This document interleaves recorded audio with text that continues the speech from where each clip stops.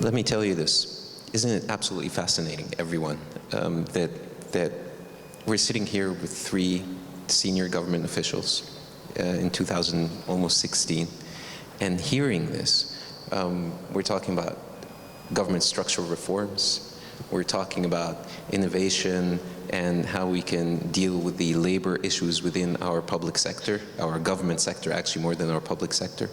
We're hearing the concept of the government moving out from the market as a participant and really taking its original role as a regulator, and we need it to be a small, slim, efficient regulator. That's what we need as a private sector. So listening to 3 gentlemen talk with full transparency about the issues and the problems that we're truly facing, what's your take on it? Please comment on it. I would say this is definitely one of the core reasons to make us more optimistic, I would say. I say as for, I work with the private sector, whether manufacturers, retailers, or service providers, as well as with the government on helping them in the planning process, work them on the Egypt's 2030 Sustainable Development Strategy. And I would kind of comment on both sides. So I would say that from the private sector side, there is no way other than to be optimistic. Everyone has put his money here, has a family here, and we all know that. We have no other way. We need to be optimistic, but we also have the reasons to be optimistic. So one of them is that, we have a very young population, and that's what we call in study of nations is the window of opportunity. This is the window of opportunity where these young people will produce more and generate more to the economy. And this opportunity will actually diminish when these young population will go older and then will become more of a burden on the economy because of the healthcare, I'd say, bill for that. So that's one important thing. Other thing is that although this young population have a lot of problems with education, but we also have faced a lot of, say, improvement in education in the past period. So I'm actually proud of being a product of the Egyptian, education system, the public education system. And from us, I would reckon that most of us, on this room, are products of this national system. So there is still, potential, whether in the private or in the public sector.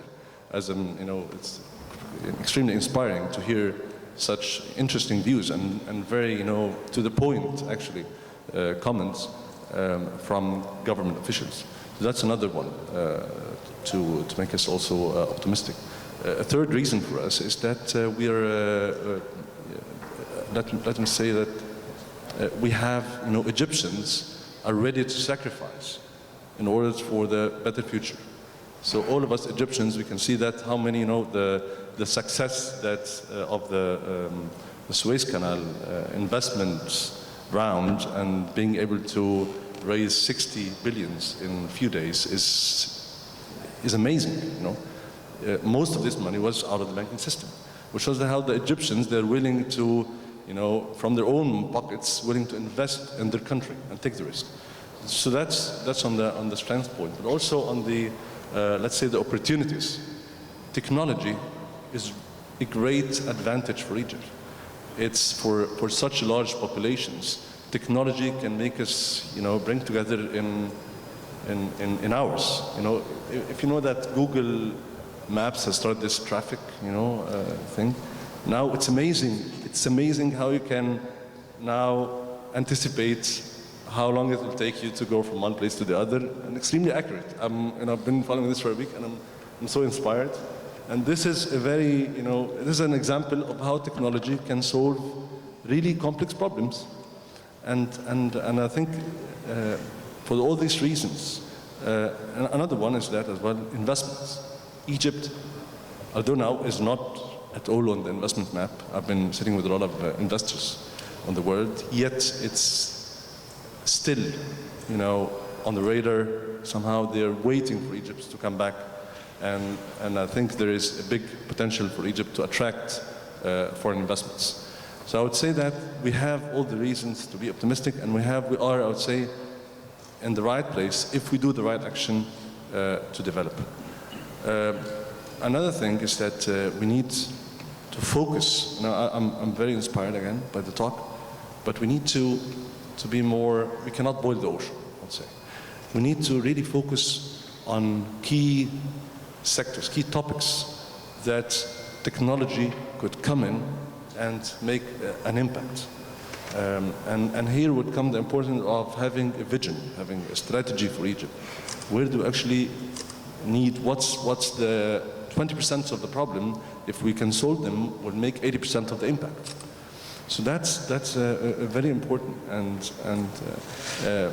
the 2030 vision, I think it's a very good starting point for that, to highlight what are the sectors that needs to be tackled. Because technology can solve a lot of things. E-services is only, or the e-government is really minor in that.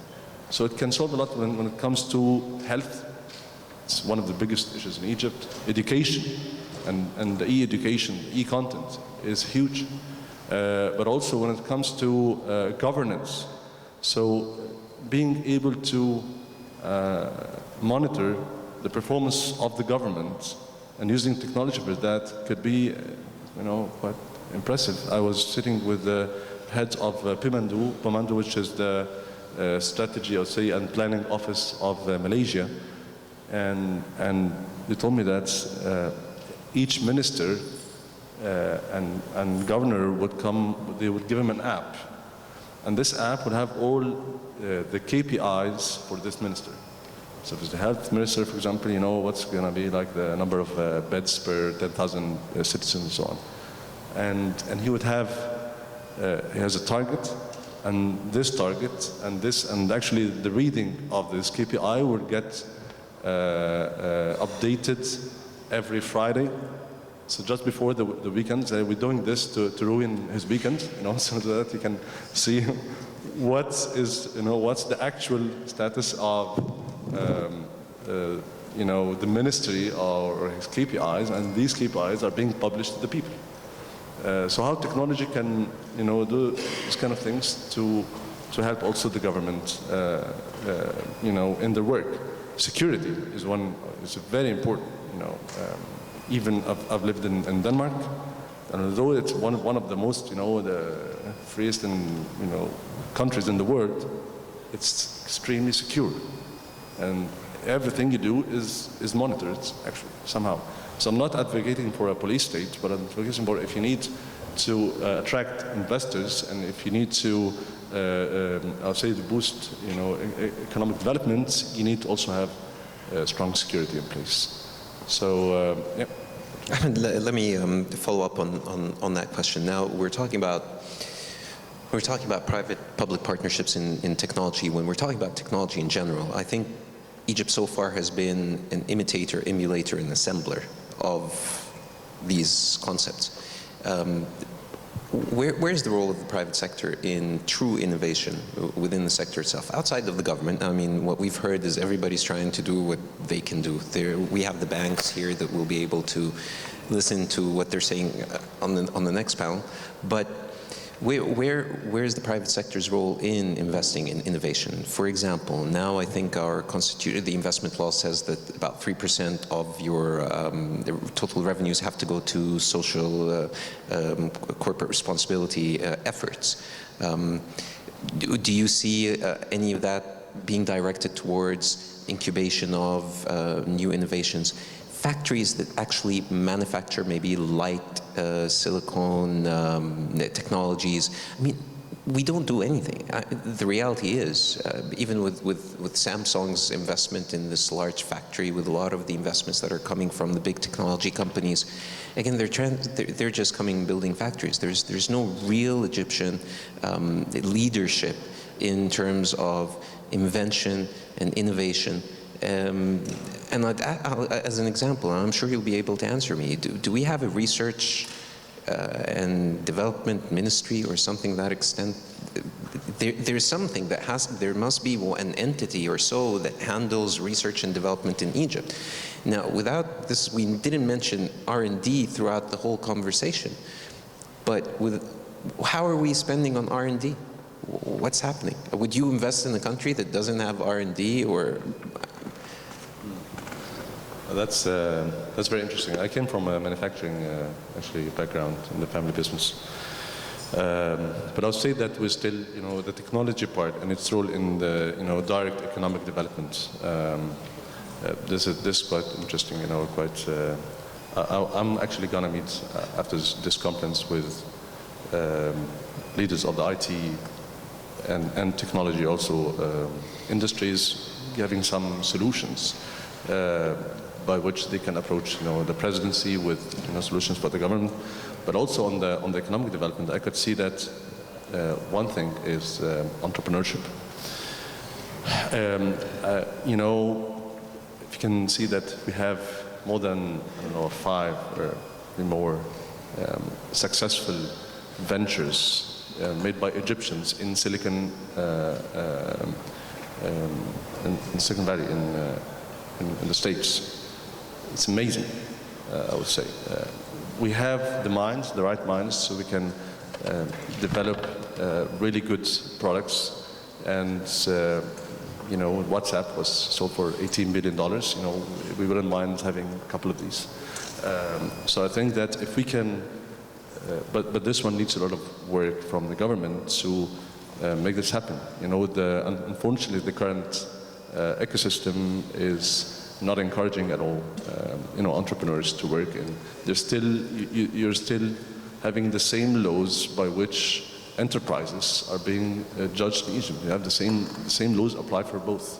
So it's very hard for SMEs to work, and that's, I think, if we can work on this part, enabling SMEs in Egypt would have a very quick and fast result on the economic perspective.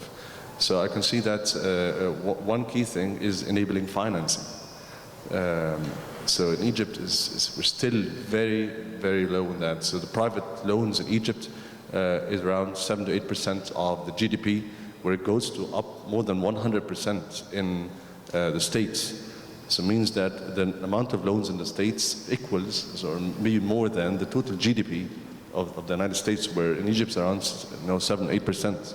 So we still have a big room in developing, the SMEs by enabling or by facilitating financing.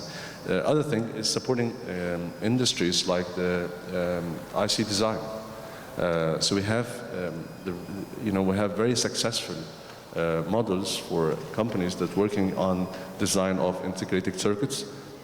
We have very recent successful buyouts. Synopsys, one of the biggest names in this field, have bought an Egyptian firm, which shows that we have value, we have very bright, young minds that we need to build on. And I think using this is and capitalizing on this is amazing. It will have a very good and quick efforts. Of course, when it comes to the industry, sky's the limit.